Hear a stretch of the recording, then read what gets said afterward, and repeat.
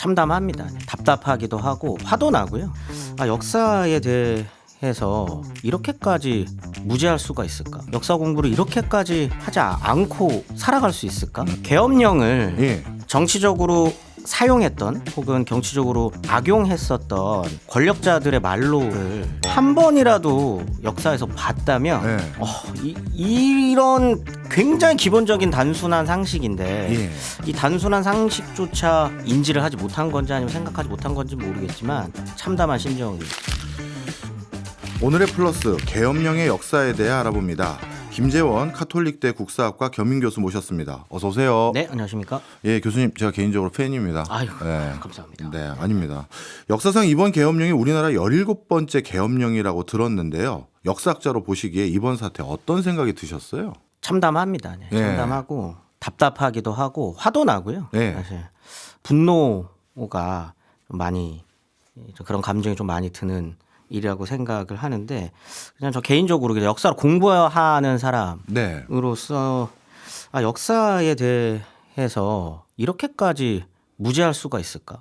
역사 공부를 이렇게까지 하지 않고 살아갈 수 있을까? 라는 생각이 좀 들었어요. 왜냐하면 계엄령을 정치적으로 사용했던 혹은 정치적으로 악용했었던 권력자들의 말로를 봤죠. 한 번이라도 역사에서 봤다면 이런 선택을 하지 않았었을 것 같거든요. 과거를 이기는 현재는 있을 수 없습니다. 과거라고 하는 것의 총합이 지금이잖아요. 그렇기 때문에 이런 굉장히 기본적인 단순한 상식인데 이 단순한 상식조차 인지를 하지 못한 건지 아니면 생각하지 못한 건지 모르겠지만 좀 교단에서 어쨌든 학생들을 가르치고 있는 사람으로서 부끄럽기도 했고요. 참담한 심정이었습니다. 아유, 참 많은 생각이 드셨던 것 같습니다. 자, 그렇다면 오늘은 역사적인 맥락에서 이번 비상계엄의 의미 한번 되짚어 보려고 하는데요.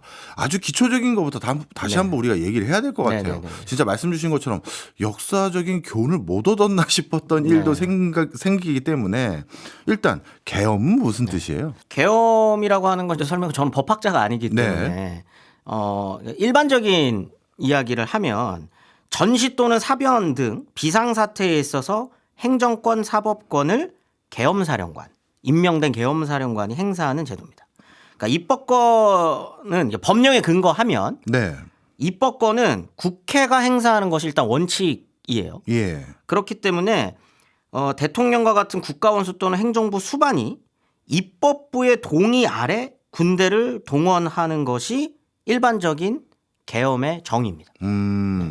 그렇다면 이 계엄이라는 게 우리나라에선 언제 처음 내려졌습니까? 최초의 계엄은 1948년 10월이고요. 이때 무슨 일이 있었길래 계엄을 했어요? 여수순천 사건, 그러니까 흔히 여순 사건이라고 부르는 요 사건이 발단이 되어서 계엄령이 이제 발령이 된 건데 그때의 그 법률적 근거는 그럼 무엇이냐라고 하면 이게 좀 굉장히 논쟁이 있어요. 이게 뭐냐면 재헌 헌법에도 계엄과 관련된 이야기가 아예 없는 건 아닙니다. 64조에 대통령은 법률에 정하는 바에 의하여 계엄을 선포할 수 있다라고 되어 있는데 이 계엄에 관한 수반되는 다양한 일들이 또 있잖아요. 뭐 계엄이 일어나면 이렇게 해야 되고 계엄령은 이렇게 선포를 해야 되고 국회의원들과 어떤 뭐 절차를 거쳐야 되고 국무회의가 이런 건 없어요. 좀 디테일한 이야기들이 법적으로 마련되기는 전입니다. 아, 그렇구나. 그러니까 굉장히 시급하다라고 판단을 했고 그 시급하다라고 판단된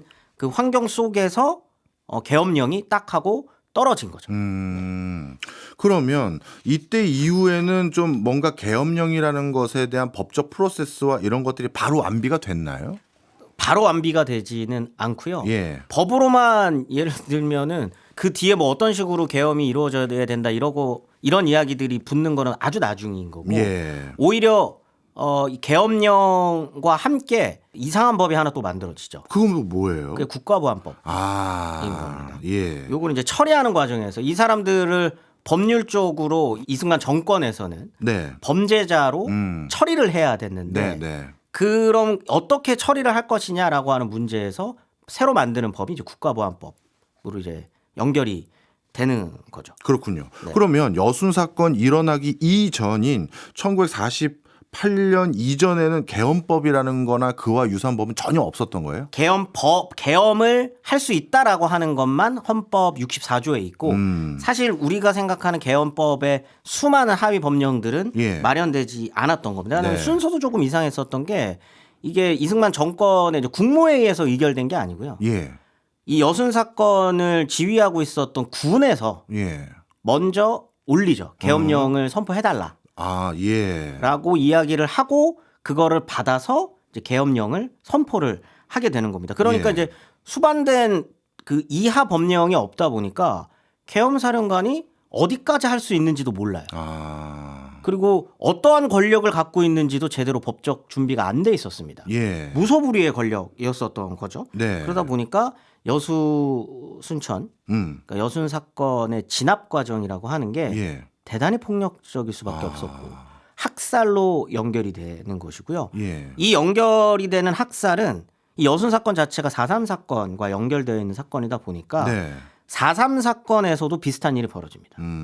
계엄령을 이제 제주에까지 선포를 해버리게 된 것이고 네. 제대로 된 법적 근거가 없다 보니까 제주에서의 학살이 대단히 잔인하게 당시 제주도민의 10분의 1의 사상자가 났던 네. 일까지 벌어지게 됐었던 거죠. 그렇군요. 그러면 그 다음에 또 계엄과 유사한 사태가 일어난 건 또 언제예요? 이 이후에는 사실 한국전쟁 때인데요. 네. 한국전쟁 때는 지금 우리가 일반적으로 알고 있는 계엄의 상식 네. 전시잖아요. 네. 그렇기 때문에 한국전쟁 때의 계엄령은 수차례 일어납니다. 5차례 일어나거든요. 예. 근데 그 중간에 또 한 번 전시이기는 합니다만 예.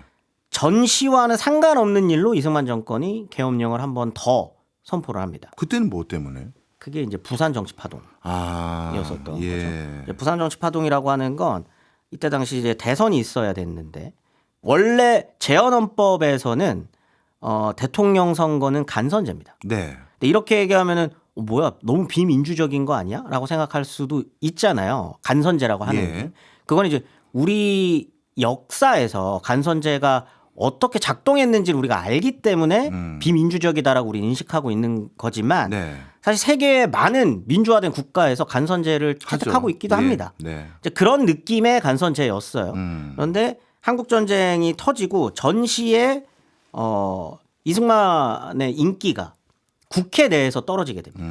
그러다 보니까 간선제로 하게 됐을 경우 네. 이승만 대통령이 예. 재선이 힘들어지게 됐던 거죠. 예. 그러다 보니까 이 혼란한 상황을 빠르게 좀 전환하기 위해서. 전환하기 위해서 직선제 개헌안이에요. 아. 이거를 부산 정치 파동을 일으켜서 계엄령을 선포하고 국회의원들, 국회로 들어가려는 야당 국회의원들을 못 들어가게 막고 예. 통근 버스를 통째로 크레인으로 들어올리고 이런 이제 행위들을 했었던 거죠. 예. 그 이후에 또 이승만 정권에서 한 번 더 계엄령을 내립니다. 예. 그거는 이제 저희가 잘 아는 4.19 혁명 때 이제 계엄령이 또 선포가 되는 거죠. 아니 지금까지 교수님 말씀 듣고 보면 아니 우리나라 계엄은 네. 전쟁과 관계없이 뭐 다 정치적인 이슈로 다 내려진 게 태반이네요. 그게 굉장히 좀 흥미로운데요. 네.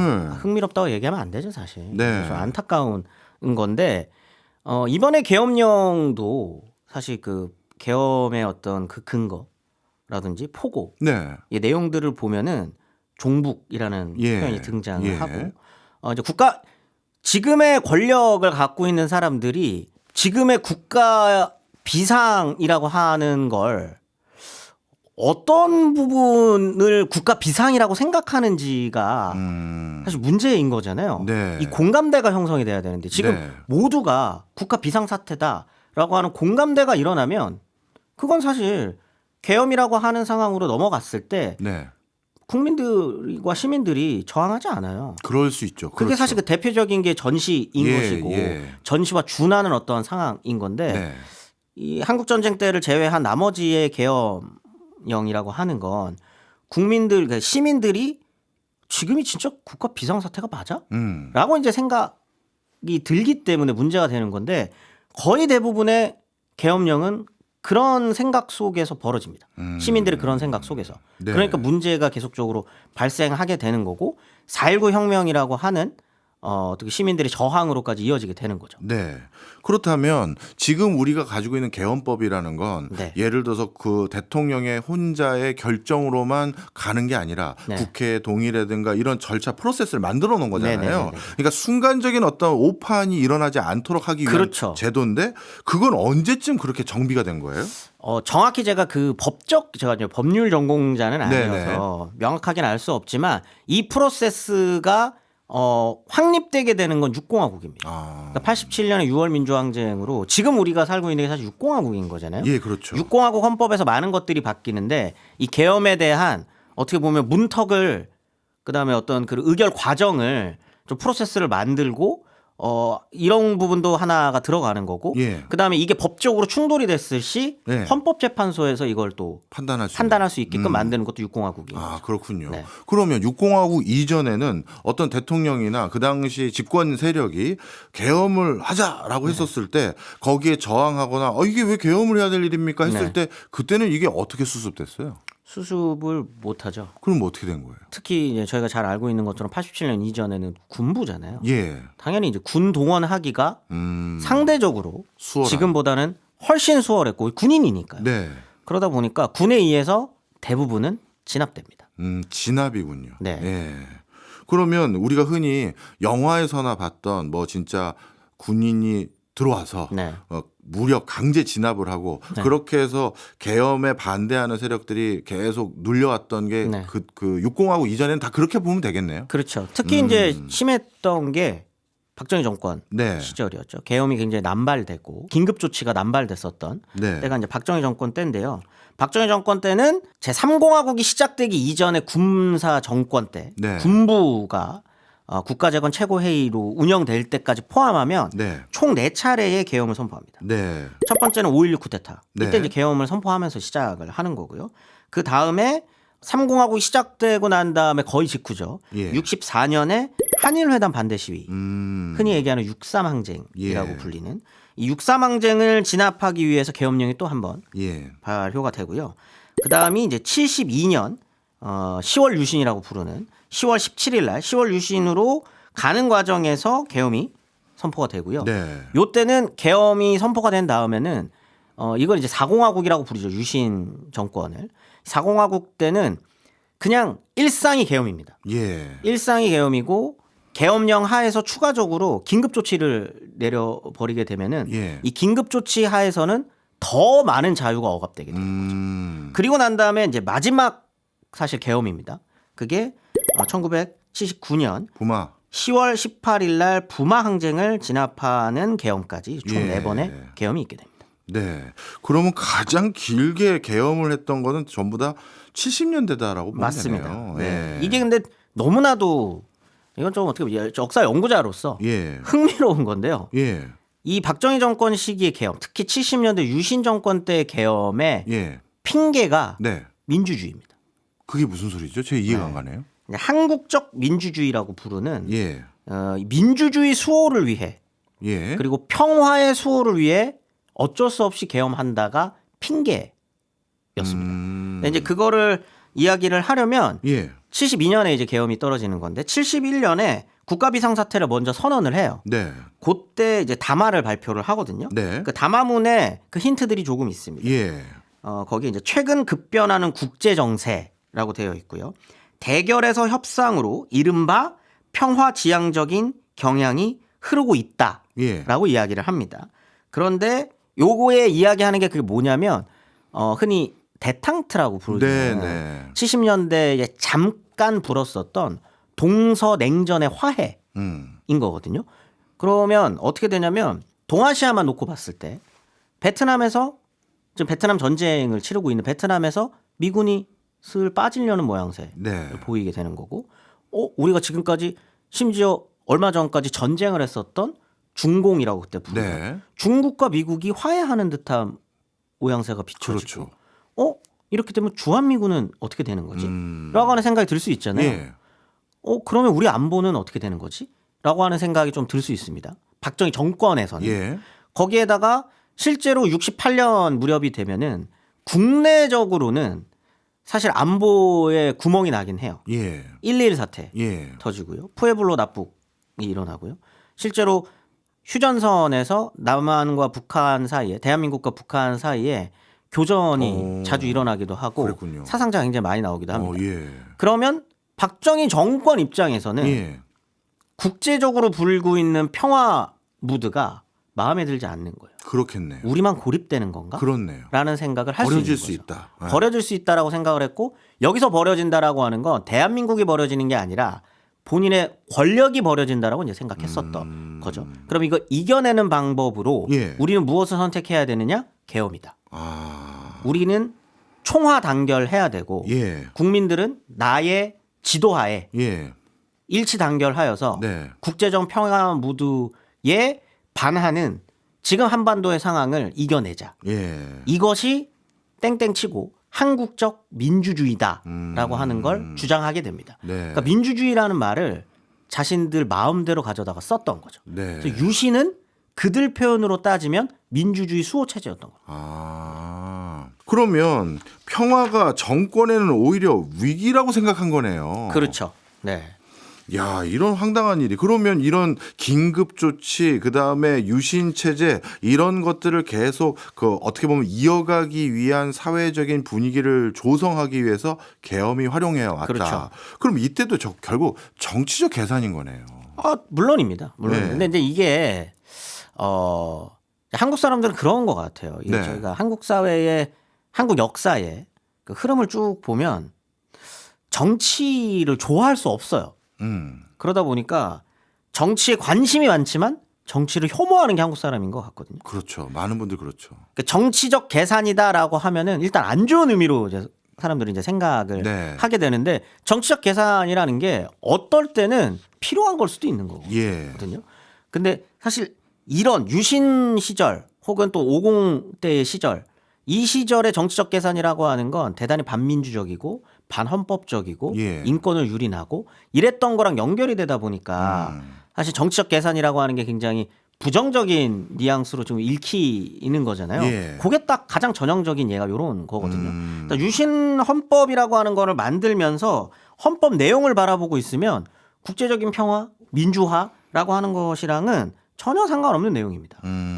국회의원 3분의 1을 대통령 추천으로 뽑아가지고 통일 주체 국민회의라고 하는 거 만들어서 네. 거기서 간접 선거로 뽑고 그다음에 여기서 선출된 국회의원의 임기도 대통령이 정하고 네. 국회 연간 개회일도 대통령이 정하고 예.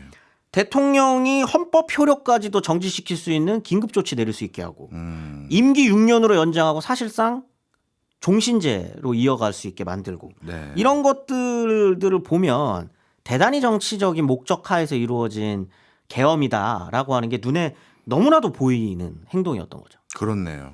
사실 우리가 계엄이라는 이 단어에 더욱더 네. 당황하고 네. 시대착오적이다라고 판단했던 이유가 이런 역사적인 맥락이 그동안 네, 있었던 네, 네. 거네요. 맞습니다. 알겠습니다. 앞서 일부에서 유신 체제까지 말씀을 주셨는데 네. 그때 뭐 부정 투표부터 해서 여러 가지 이슈가 있었는데 그러면 당연히 사회적인 분위기도 들끓어서 뭔가 에너지가 분출될 수 있는 환경이 있었을 텐데 네. 이것도 결국 계엄을 통해서 눌렀다 이렇게 보면 될까요? 그렇죠. 투표 자체를 엉망진창으로 하죠. 이 헌법을 개정하는 거기 때문에 국민투표가 필요합니다. 예. 국민투표에 의해서 바뀌어요. 굉장히 높은 투표율과 찬성률을 보이거든요. 그런데 이것이 과연 계엄령 하에서 벌어진 투표가 과연 민주적인 절차에 의해서 진행됐을까? 라고 하는 건 당연히 합리적으로 의심이 될 수밖에 없는 것이고 그렇죠. 부정투표였다라고 하는 건 누구나 상상하기 쉬운 거였던 거죠. 네. 실제로 사례들도 굉장히 많습니다. 아, 그렇군요. 네. 자, 그럼 어떤 사례 있는지 소개해 주실 거 있을까요, 혹시? 근데 이게 뭐 기록으로 남아 있거나 이런 거는 찾기가 힘들죠. 당연히. 네. 뭐 이 기록을 남겨놨겠습니까? 네, 그렇죠. 그런데 이제 투표를 하러 갔었던 분들의 이제 증언들이나 이런 것들이 굉장히 많이 남아 있는데 일례로 특히 군에서는 당연히 네. 군대에 들어가 있는 분들도 군인들도 투표해야죠. 투표를 해야 되는데 예. 이게 되겠어요? 소대장이 가만히 두겠습니까? 비밀 투표 아니었겠네요. 아닌 거죠. 예. 그러니까 기본적으로 요 유신헌법 관련된 투표는 비밀 투표가 보장될 수 없습니다. 근데 군인들이 계엄령 하에서 군이 통치를 하고 있는 상황에서 네. 아니 어떻게 제대로 투표권을 행사했겠어요. 어쩔 수 없는 선택들을 해야만 했었고 네. 그 선택의 결과가 높은 투표율과 높은 찬성률로 나타나게 됐던 겁니다. 네. 조금 이제 시간을 또 뒤로 해서 네. 한국 현대사의 중요한 민주화 운동이었던 부마항쟁. 네. 이때 계엄은 또 어떤 과정으로 선포됐나요? 박정희 정권의 이제 유신 정권의 마지막 계엄인 예. 거고요. 부마항쟁 때문이었는데 사실 1979년이 되면 유신 체제 자체가 기우입니다. 네. 무너질 수밖에 없어요. 이제 경제 통이시니까 네. 당연히 더 잘 아시겠지만 자유를 억압하고 인권이 유린데도 나라 경제가 잘 산다라고 하면 이게 속으로 부글부글 끓고 나의 자유가 억압되지만 참아내는 게 어느 정도 임계점까지 참아낼 수는 있을 겁니다. 그렇죠. 유지는 되죠. 유지는 될 수 네. 있습니다. 그런데 이 경제가 무너지면 경제마저 무너지면 네. 더 이상 이 정권에서 이 권력자들이 나를 책임져 주고 있는 게 아무것도 없구나라고 느끼는 거거든요. 근데 요게 이제 79년인데 이게 2차 석유 파동 때거든요. 네. 2차 석유 파동이 딱 터지니까 중화공업화로 추진하고 있었던 국내 경제가 완전히 무너지게 예. 되는 거죠. 그러다 보니까 내 안으로부터 무너지고 있었고요. 특히나 이제 부산과 마산 지역 같은 경우에는 이제 경공업 관련된 업체들이나 예. 그다음에 이제 수출로 먹고 살고 있는 기업들이 굉장히 많았는데 여기서부터 좀 무너지기 시작을 했었던 거죠. 경기가 무너지니까 부산 마산 지역의 경기도 무너집니다. 네. 그러다 보니 여기에 있는 노동자들이 들고 일어나기 시작했고요. 예. 가장 대표적으로는 YH 가발, 또 YH 무역이라고 하는 가발 공장이 사측의 사실 경영 실패로 무너진 건데 네. 노동자한테 책임을 전가해 버리거든요. 그러면서 그냥 사주는 부도내고 도망가 버립니다. 예. 그랬었던 사건이 터져서 YH 무역에 근무하고 있었던 여공들이 들고 일어나게 됐었던 거죠. 예. 근데 이제 들고 일어난 공간이 되게 중요한데요. 네. 당시 아당이었었던 식민당 당사에서 시위 집회를 시작을 하게 됩니다. 예. 근데 또 하필이면 그때 신민당 총재가 예. 총재로 뽑혔었던 사람이 김영삼 전 대통령이었었던 것이고 김영삼 전 대통령은 저희가 다 알고 있는 것처럼 부산 마산 지역을 사실 정치적 고향으로 두고 있는 그렇죠. 사람이잖아요. 그러니까 예. 더 결합하기가 좋았었던 것이죠. 그러다 보니 야당과 부산 마산 지역의 노동자들과 시민들과 학생들이 예. 대대적으로 들고 일어나게 됩니다. 예. 그리고 이것이 전국적으로 퍼질 수도 있겠다라고 하는 생각이 들었기 때문에 예. 계엄령을 선포하고 여기를 또 강하게 진압을 하게 됐던 거죠. 그렇군요. 야, 어떻게 보면 우리나라 현대사를 우리가 쭉 반추해 볼 때 네. 계엄만 가지고도 네. 우리가 웬만한 걸 되짚을 수가 있네요. 그럼요. 굉장히 굵직굵직한 사건들이 계엄 때문에 벌어지거든요. 예. 사실 30년 뒤에 네. 한국 현대사를 공부하는 예. 연구자들은 예. 지금 이번 주를 네. 어마어마하게 공부할 겁니다. 이번 주 이번 달 네. 2024년 12월은 논문이 쏟아질 거예요. 특히 이번 네. 게 논문이 쏟아지기가 쉬운 네. 게 예전에는 네. 언론 통제가 되고 자료도 다 없애버리고 네. 하니까 뭐 우리가 논문 쓰려면 근거가 있어야 맞습니다. 되는데 그게 없는데 이제는 언론 통제가 과연 될 수 있을까 하는 상황인데 그래서 여쭤볼게 과거에는 당연히 언론 통제 많이 했겠죠. 많이 하는 정도가 아니죠. 예. 이번 그 포고령에도 있습니다. 예. 언론 출판은 금지됩니다.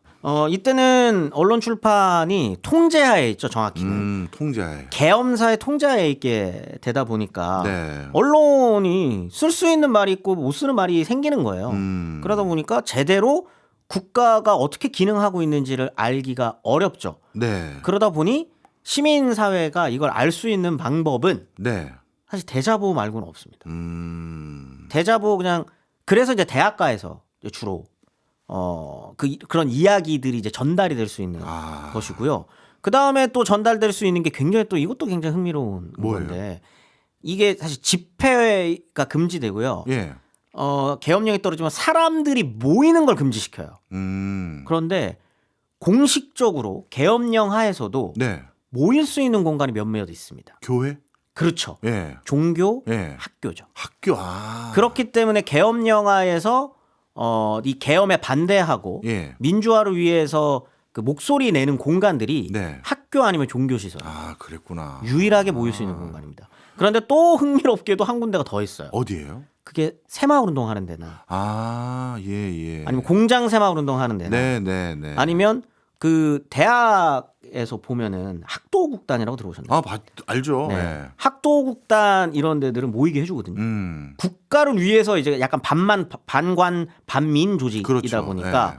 열어놨는데 이걸 사실 어떻게 보면 국가가 통제하려고 만들어 놓은 조직들인데 지금 이런 시국에 네. 사람들이 모여서 국가를 위한 이야기를 하겠어요? 예. 지금 권력자들을 위한 이야기를 하겠습니까? 그렇죠. 욕하는 이야기를 하는 거죠. 거기에서 소문들이 퍼져나가는 겁니다. 어찌 보면 예전에 그 계엄 상황의 실제 시국의 현상은 구전돼서 아는 게 가장 일반적이었군요. 그렇죠. 네. 대자보하고. 네네. 그러면 마지막 계엄이라고 하는 45년 전에 1979년이겠네요. 네. 그때 계엄은 어떤 프로세스로 좀 전개가 됐나요? 그때도 저희가 역사적으로 뭐 최규하 전 맞습니다. 대통령도 있고 막 등장하는 인물이 네네네. 많은데 설명 좀 해주세요. 영화 서울의 봄 보시면 됩니다. 그때 이야기인 건데 예. 대통령 사망과 함께 떨어지는 거죠. 이제 계엄령이. 네. 뭐 이 날의 이 계엄령 같은 경우에는 자신들은 아마 정당성이 있다고 생각했을 거예요. 네. 대통령이 죽었고 예. 지금 남북이 대치하고 있고 예. 이런 상황에서 이거는 준전시 상황에 해당된다라고 네. 생각할 수 있겠죠. 그래서 이제 계엄령이 떨어지는 건데요. 이제 문제가 될 수 있었던 건 여전히 네. 유신입니다. 음. 유신 헌법은 그대로예요. 예. 그렇기 때문에 유신 헌법이 그대로라고 하는 건 이때 최고 권력자가 죽은 겁니다. 네. 헌법은 그대로예요. 예. 그러면 모든 권력이 한 사람한테 집중되는 이 시스템 속에 예. 누가 1인자가 될 것이냐 중요하지 않겠습니까? 당연히 중요하겠죠. 서로도 욕심나지 않겠습니까? 당연히 욕심나겠죠. 그렇게 벌어지는 게 12.12 쿠데타인 거죠. 그렇군요. 일단 이 유신 헌법 아래서 예. 대통령 직무 대행이죠. 예. 권한 대행. 예. 권한 대행은 총리가 가져갈 수 있었고 그래서 최규하 국무총리가 대통령 권한 대행이 됐다가 네. 굉장히 빠른 시일 안에 선거를 치릅니다. 예. 그래서 12월 6일 날 최규하가 유신 헌법에 의해서 대통령으로 당선은 돼요. 네. 그런데 지금은 계엄령합니다. 네. 그럼 계엄사령관이 또 중요하겠죠. 그렇죠. 계엄사령관은 육군 참모총장이었었던 정승화가 하게 되고요. 예. 그리고 여기까지 보면은 정승화와 최규하가 쿵짝만 잘 맞으면 예. 좀 뭔가 새로운 좀 대한민국으로 변화시켜 나갈 수 있을까라고 생각할 수 있겠지만 그렇죠. 문제는 또 하나 있었던 게 예. 정승화한테 모든 권력이 집중되는 걸 혹은 최규하 정승화한테 모든 권력이 집중되는 걸 두고만 보느냐 네. 다른 사람들이 예. 그렇지 않았던 거죠.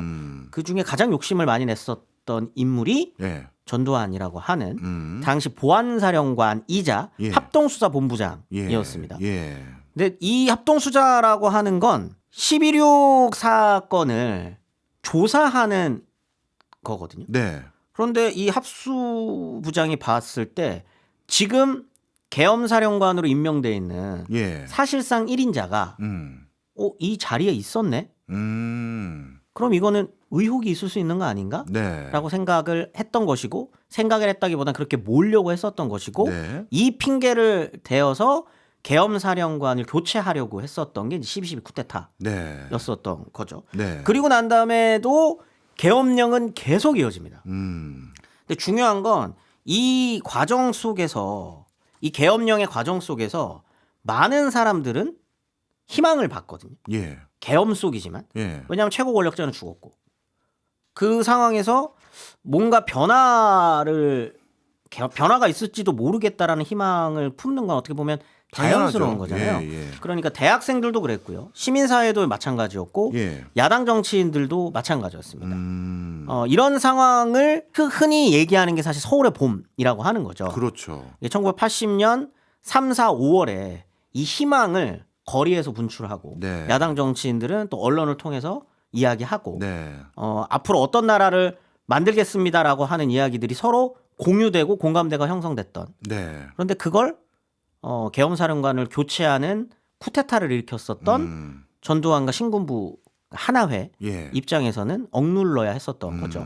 그러다 보니까 5월 17일에 한 번 더 쿠데타를 일으키게 됩니다. 그게 네. 5.17 쿠데타고요. 그 5.17 쿠데타를 통해서 완벽하게 군과 권력을 장악하게 되고 예. 계엄령은 그 이후로도 쭉 이어지게 됩니다. 특히나 5월 17일에서 5월 18일 넘어갈 때 예. 이게 원래는 그 전국 계엄이 아니었어요. 예. 제주도가 제외되어 있는 계엄이었는데 17에서 18을 넘어가는 순간 전국 계엄으로 확대를 하게 예. 되고요. 이때 이제 국무회의 자체가 군인들이 총을 들고 있는 상황에서 열려 버렸으니까 이거 자체가 쿠데타인 그렇네요. 거죠. 네. 계엄을 연장하게 되는 거죠. 이때 우리가 아는 현대사의 대표적인 정치인들 김대중, 네. 김영삼 이런 분들이 그때 좀 고충을 겪으신 게 이때죠. 김대중 전 대통령 같은 경우에는 내라는 모랑 엮여 가지고 사형 선고를 받게 되고요. 이때구나. 김영삼 전 대통령은 사실상 가택연금 상태가 예. 됩니다. 예. 김종필 전 총재 같은 경우도 정치 활동이 금지됩니다. 아 그렇군요. 네. 대학은 어땠습니까 이때? 대학 같은 경우는 이게 참 가슴 아픈 일이죠. 예. 1980년 5월 15일까지 대학은 예. 전국에 있는 모든 대학은 들고 일어납니다. 네, 그렇겠죠. 그런데 5월 15일 날 예. 어떻게 보면 역사의 한 장면이죠, 이것도. 예. 서울역 회군이라는 예. 또 역사적인 회군을 하게 되면서 대학으로 돌아가서 일상으로 돌아가게 됩니다. 어떻게 보면은 군을 또 너무 믿었던 거죠. 이게 서로 합의하겠다. 우리 앞으로 너네들이 생각하는 그런 나라 만들 거 아니야라고 서로 이제 합의를 하고 네. 대학생들은 돌아가게 됐는데 네. 유일하게 한 지역에 있었던 대학생들과 시민들은 여전히 대학 밖 거리에서 민주주의를 외쳤고 그것이 광주였었던 거였죠. 그래서 5.18이라는 또 역사적인 사건이 벌어지게 되는 거고요. 네. 그 이후로는 대학에서 모일 수 없어요. 예. 대학에서 모일 수 없었기 때문에 이 계엄령 아래에서는 굉장히 억압받는 생활을 할 수밖에 없었습니다. 어찌 보면 지금 한국 현대사에서 가장 중차대한 역할을 요즘 하고 있는 분들이 요 격동기를 거쳤던 분들이다 이렇게 봐도 될까요? 그럼요. 예. 네. 그래서 그런지 계엄에 대해서 확실히 이해도가 저보다 훨씬 빠르시더라고요. 네. 왜냐하면 저는 이게 법적 절차가 어떻게 되는지 이런 걸 이번에 알게 된 사람인데 솔직히 말씀드리면 네. 근데 이분들은 그냥 정치가라서가 아니라 다 아시더라고요. 그렇죠. 이거는 위헌 소재가 있어. 그리고 프로세스도 안 거쳤어. 어떻게 하세요? 뭐 법률 쪽 전문가로 국회의원도 아니신 분이 그때 이거 우린 다 알아 하시는 게 바로 이런 맥락들이 있었군요. 역사 네. 속에서 존재했던 것이고 네. 그 후폭풍이 얼마나 거대한지도 실제 경험했었던 분들. 그렇죠. 네. 예. 그러면 이 최근 사태로 한번 넘어가 보겠습니다. 더불어민주당은 윤 대통령을 내란죄로 고발하겠다라고 밝혔어요. 네. 그러면 당시 예전에도 전두환 대통령 이런 분들도 내란죄 얘기가 계속 나왔던 걸로 알고 있는데 맞습니까? 처음부터 나올 수는 없죠. 예. 왜냐하면 처음부터 나왔다고 하면은 그 사람이 아마 내란죄로 잡혀갔을 겁니다. 예. 처음부터 나올 수는 없었고 80년 6월 항쟁 이후에 이제 육공화국이 만들어진 다음부터는 계속해서 이 12.12 쿠데타부터 시작되는 50의 시작점을 비판을 했죠. 50 청문회라고 하는 1988년 89년에 있었던 50 청문회 때도 관련된 이야기가 계속적으로 나왔지만 처벌할 수는 없었습니다. 네. 다들 알고 있는 것처럼 육공화국의 시작은 노태우입니다. 노태우 대통령이군요. 예, 노태우 대통령 사실상 여전히 군이 네. 정치를 하고 있는 거예요. 그렇네요. 그런 상황이었기 때문에 이게 처벌되지 못하다가 나중에 이제 문민정부 1993년에 문민정부가 출범된 이후에 하나의 숙청을 먼저 하죠. 하나의 숙청 작업을 어느 정도 마무리하게 되고 1995년 무렵이 되면은 이제 이 처벌 작업을 슬쩍 시작해 보려고 합니다. 네. 그런데 이때 검찰이 반대합니다. 왜요? 핑계는 성공한 쿠데타는 처벌할 수 없다라고 아, 하는 논리였었죠. 그게 이때 나온 거군요. 네. 그런데 김영삼 전 대통령은 가만히 있지 않습니다. 예. 일단 본인이 피해를 입었고요. 그렇죠. 본인이 이제 정치적 타격을 굉장히 크게 입었었고 이제 본인이 어쨌든 민주화 운동을 했었던 민주화 운동가 출신의 정치인이기 때문에 네.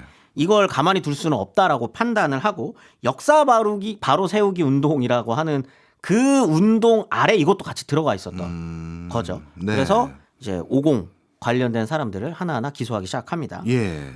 그리고 난 다음에 헌법재판소에서 95년 12월 15일에 성공한 쿠데타도 처벌할 수 있다고 결정을 하면서부터 속도를 내기 시작을 하고요. 네. 우리가 알고 있는 그 역사적인 재판이 벌어지게 되는 거죠. 그 수위 있고 두 분이 서 노태우 있는. 전두환 네. 손잡고 있는 네. 굉장히 킹받는 장면 아니겠습니까? 그런 자체가. 네. 정말 한 시대에 우리나라를 진두지휘했던 두 분이 수의를 입고 그게 서 있는 모습을 보니까 저도 어렸을 때거든요. 되게 정말 야 네. 이게 뭔가 싶기도 네, 하고 네. 우리 역사는 그럼 도대체 진화되고 있는 건가 발전하고 있는 건가 막 이런 생각도 들고 어린 마음에 네. 여러 생각이 들었습니다. 자 그러면 이제 우리나라의 계엄의 역사를 쭉 한번 정리를 해주셨잖아요. 네. 요즘 사태로 다시 와볼게요. 네. 역사학자로 아까 말씀 주신 게 네. 과거를 이기는 현재가 없다라고 말씀 네네네. 주셨잖아요. 그렇다면 이번 사태 우리가 어떻게 이해하고 바라봐야 될까요? 자세가 중요한 것 같아요. 예. 그러니까 역사를 어떻게 인식하고 현재를 어떻게 바라볼 것이냐의 문제잖아요. 사실 예, 예. 역사와 현재는 떨어질 수 없습니다. 네. 연결되는 거거든요. 그런데 한국의 역사뿐만 아니라 인류의 역사는 길게 바라보면 네. 발전합니다. 항상. 발전해왔죠. 예. 자유를 향해서건 예. 평등을 향해서건 예. 자유와 평등이라는 이름에 그에 걸맞게 조금씩 점진적으로 예. 길게 보면 발전하고 있어요. 예. 우리가 고대 노예제 사회를 살고 있는 거 아니잖아요. 그렇죠. 봉건제 사회를 살고 있는 것도 아니잖아요. 예. 자본주의 시스템 아래 자유와 평등이라고 하는 가치를 뭐 각자 어떻게 바라보는지는 다르시겠지만 그 이전의 시스템과 사회보다는 더 넓은 자유와 평등 아래 살아가고 있다고 생각하거든요. 예. 그런데 가까이 가서 들여다보면 언제나 역사는 태보와 진보를 반복합니다. 근데 그 태보를 발판 삼아 또 진일보 할 때도 있는 거죠. 분명 이번 주에 벌어졌었던 이 일은 역사를 공부하는 제 입장에서는 네. 역사적 태보입니다. 짧게 바라보면. 예, 예. 태보한 거죠. 1980년대로 돌아간 거니까. 음. 그런데 이거를 지금의 한국의 시민사회가 태보로만 바라보면 저는 더 이상 한국 사회는 발전하지 못할 거라고 생각합니다. 길게 볼 필요가 있다고 생각하거든요. 저는 사실 그게 우리가 역사를 공부하는 이유라고 생각을 해요. 예. 길게 바라보면 예. 지금이 점진적인 진일보하는 예. 점진적으로 진일보하는 굉장히 중요한 역사적인 순간 한가운데 있다라고 생각을 합니다. 일종의 성장통이다. 네. 이거를 진일보하는 계기로 삼아야겠다라고 시민사회가 생각해야 될 것 같아요. 이거를 우리 또 이래? 역사적으로 또 태보했네? 라고 자조할 시간이 없습니다. 네. 역사에서는 늘 그래왔거든요. 예. 자조하지 않고 언제나 이런 폭고 혹은 이런 반헌법적 혹은 이런 행위들에 예. 항의해왔고 항거해왔고 저항해왔습니다. 예. 그렇기 때문에 지금의 우리나라 보다 자유로운 대한민국이라고 하는 걸 만들 수 있었던 거거든요. 네. 그 진일보의 한가운데 있다 우리가. 진일보 출발점의 한가운데 있다라고 생각하는 자세가 좀 중요하고 필요한 시점인 것 같습니다. 네. 하나만 더 여쭤보겠습니다. 우리가 뭔가 역사 공부를 해서 거기에서 중요한 교훈을 얻고 네. 우리가 어디로 향해 가야 될지 이정표로 삼는 그 이유도 역사 공부를 하는 중요한 이유 중에 하나잖아요. 그런데 이 역사를 공부할 때 우리나라만 그런 건지가 궁금한 게 네. 현대사를 바라보고 해석하는 관점이 너무 크게 차이가 있을 때가 있더라고요. 네네. 특히 경제 쪽도 마찬가지입니다. 예. 그러면 이게 우리나라만의 이 독특한 네. 언론도 통제하고 계엄도 하고 해서 간극이 큰 건지 네. 다른 나라도 현대사라는 건 아직 이해관계가 남아있는 사람들이 많기 때문에 네. 그만큼 간극이 큰 건데 극복해 가고 있는 건지 네. 그게 궁금해요. 둘 다 맞는 얘기인 것 같은데 그게 왜 그러냐면 일단 모든 나라가 겪습니다. 뭐 프랑스만 볼까요? 프랑스 혁명, 네. 바스티유 감옥 습격으로 시작되는 프랑스 혁명. 그 바스티유 습격 이후에 예. 루이 16세가 처형당하는 걸로 끝나는 게 아니에요. 프랑스 혁명은 100년이 이어집니다. 그 과정에서 어떨 때는 황제가 다시 나타나기도 하고 맞아요. 반동이 일어나기도 하고 예. 너무 지금 우리가 생각하기 힘들 정도로 급진적인 이야기가 나오기도 하고요. 예. 그것들을 맞춰나가는 과정에서 지금의 프랑스가 있는 거죠. 근데 뭐 최근의 일 볼까요? 미국 네. 흑인 대통령이 나올 정도로 나름대로 어떻게 보면은 인종차별에 대한 많은 발전, 시각과 상징적인 시선의 발전이 있었죠. 상징적인 발전이 있었다라고 예. 판단했습니다. 지금 사실 인종차별주의자라고 의심받고 있는 사람이 다시 대통령이 다시 대통령이 됐어요. 그렇네요. 진보와 퇴보가 음. 이렇게 사실 공존하고 있거든요. 짧게 보면. 네. 그런데 길게 봤을 때 미국 사회는 그럼 계속적으로 쇠퇴만 하고 계속 태보만 하고 있을 것이냐? 그렇지는 않을 겁니다. 점진적으로 발전하고 있을 것이고 미국 사회에서도 그 발전을 위해서 노력하는 사람들이 분명히 있을 것이고요. 그걸 또 발판 삼아 또 성장하는 계기가 될 수도 있겠죠. 네. 우리 교수님 말씀 통해서 자연스럽게 전 그런 결론도 얻게 되는 것 같아요. 정치 어쩔 때는 정말 혐오스러울 정도로 보기도 싫어지는 때가 있는데 그럼에도 불구하고 우리가 계속 관심 갖고 그리고 계속 관찰해주고 감시해야 될 이유가 방금 말씀 주셨던 계속 진보하기 위해선 더 나아가기 위해선 그게 필요한 것 같네요. 알겠습니다. 오늘 워낙 유쾌하시고 즐거운 분이신데 시국이 이렇다 보니까 그렇죠. 좀 무거운 주제를 가지고 오늘 처음 인사드렸는데 종종 좋은 얘기 나눴으면 좋겠습니다. 다음에 부를 때는 재밌는 주제로. 알겠습니다. 예. 지금까지 김재원 카톨릭대 국사학과 겸임 교수였습니다. 고맙습니다. 네, 감사합니다.